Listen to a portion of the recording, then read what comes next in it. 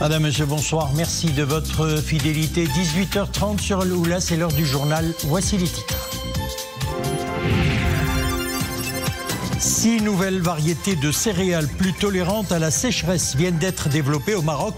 3 nouvelles variétés de blé et 3 variétés d'orge, fruits d'un partenariat entre l'ICARDA et l'Institut national de recherche agronomique. Une journée d'études a été organisée à Sidi El-Altazi autour de ces plateformes variétales de céréales.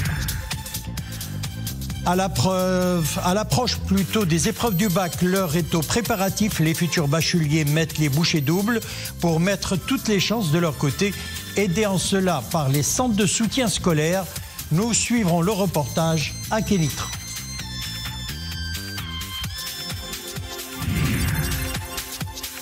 Jeu de société, il offre une expérience ludique et éducative. Le 15e tournoi national de Scrabble a réuni cette année beaucoup d'adeptes. Nos caméras se sont invitées au cœur du concours. Nous suivrons cela en fin de journal. Avant le développement de ces titres, Sa Majesté le roi Mohamed VI a adressé un message de vœux et de félicitations au président de la République du Tchad, chef de l'État, son Excellence Mohamed Idriss Déby Itno, à l'occasion de son élection à la magistrature suprême de son pays. Dans ce message, le souverain exprime à M. Mohamed Idriss Déby Itno ses félicitations les plus chaleureuses et ses vœux les meilleurs de plein succès dans sa noble mission. En vous témoignant sa confiance dans cette étape essentielle du processus de transition démocratique, le peuple tchadien a manifesté sa reconnaissance pour votre engagement à défendre ses intérêts suprêmes et à réaliser ses aspirations vers davantage de progrès, de prospérité, écrit Sa Majesté le roi dans ce message, rappelant que la République du Tchad et le Royaume du Maroc sont unis par de solides liens de fraternité, de solidarité agissante et de coopération fructueuse. Le souverain réitère sa ferme détermination à œuvrer de concert avec le président tchadien en vue de consolider davantage ses relations exemplaires dans tous les domaines pour le plus grand bien de nos deux peuples et au service de la paix, de l'unité et du développement durable. Direction Manama au Bahreïn où se poursuivent les travaux préparatoires du 33e sommet arabe prévu jeudi.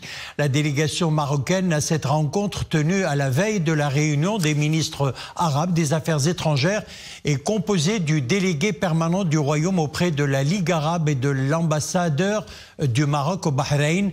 La question palestinienne et les développements du conflit arabo-israélien, la mise en œuvre de l'initiative arabe de paix, la situation dans la ville sainte d'Al-Quds, le soutien à la résistance du peuple palestinien et les questions de la colonisation et des réfugiés sont au menu des travaux.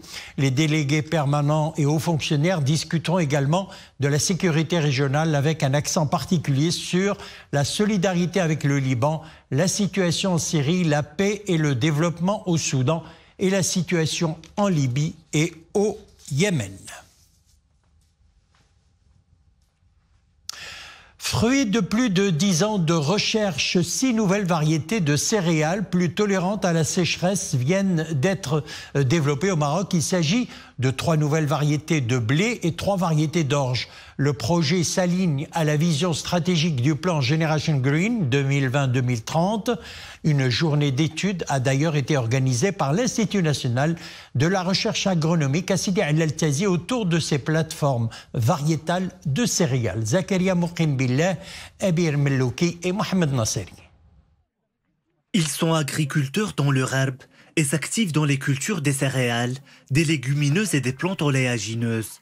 Dans cette exploitation expérimentale de Sidi El-Altazi, ces professionnels prennent connaissance des progrès réalisés en termes de sélection génétique des plantes.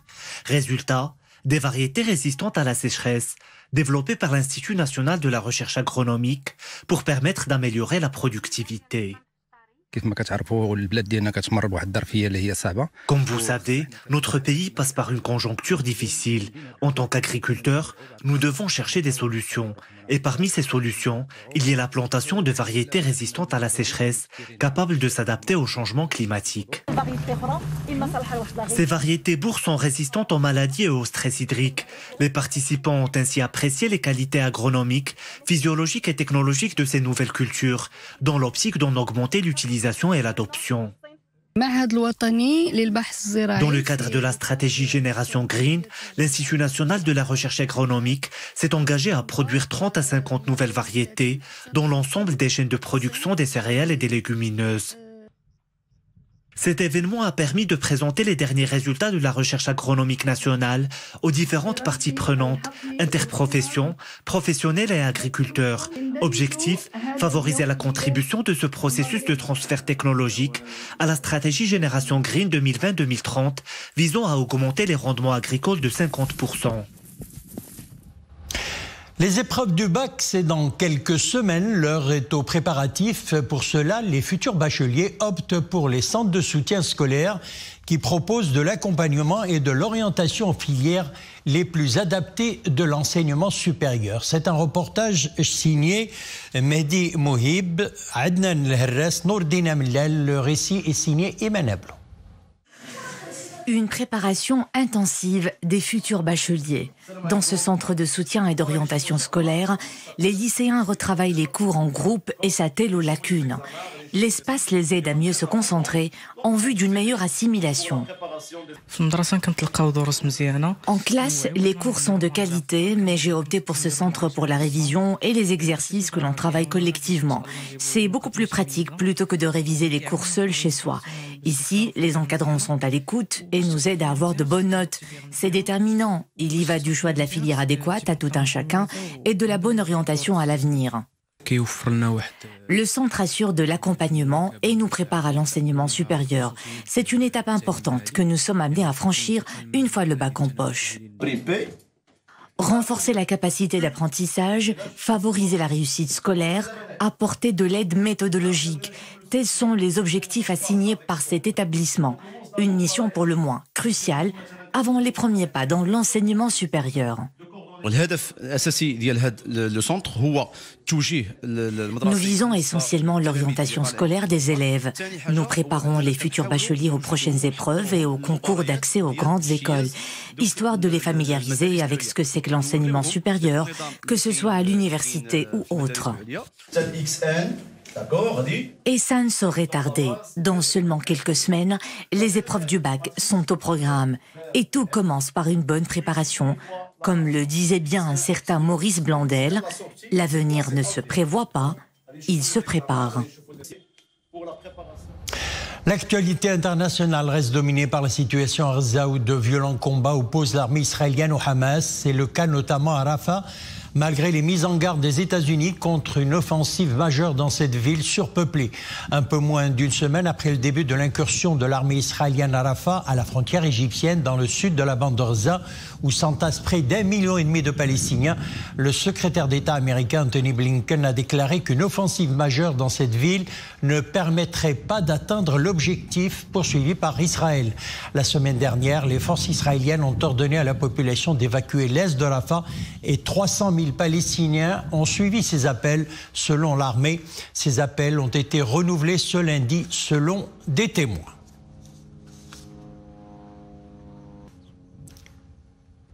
Loin de la région, une trentaine de villages du nord-est de l'Ukraine sont depuis sous le feu des tirs d'artillerie et de mortiers de l'armée russe.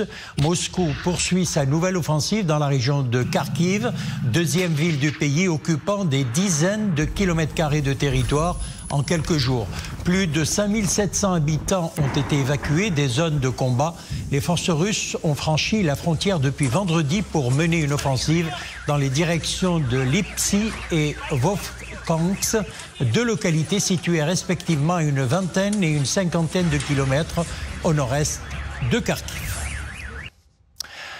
La 23e édition du Trophée Hassan II Tbourida, championnat du Maroc des arts équestres traditionnels, se tiendra du 27 mai au 2 juin à Dar Salam à Rabat, organisé par la Fédération royale marocaine des sports équestres sous le haut patronage de Sa Majesté le roi Mohamed VI. 24 sorbas, dont 18 sorbas seniors âgés de 17 ans et plus et 6 sorbas juniors âgés de 12 à 16 ans, se sont qualifiés à ce prestigieux événement suite aux concours régionaux et interrégionaux organisés tout au long de l'année. Et puis, rallye équestre de l'Atlas, une équipe britannique remporte le titre. Il s'agit de l'équipe composée de Louise Nash, Sarah Rogers, Louisa Simon et Melissa Morrison. L'équipe marocaine composée de Khalid El Khomsi, Hicham Bara, Ali Hanouz et Brahim Sabir est quant à elle arrivée deuxième devant l'équipe américaine. Cette première édition du rallye équestre de l'Atlas a connu la participation de plusieurs cavaliers du Maroc et de l'étranger passionnés d'endurance et de course équestre en pleine nature. 7 jours durant, les participants ont parcouru des distances entre 15 et 40 km, ponctuées de pauses avant l'arrivée à Khnefra où a eu lieu la remise des prix.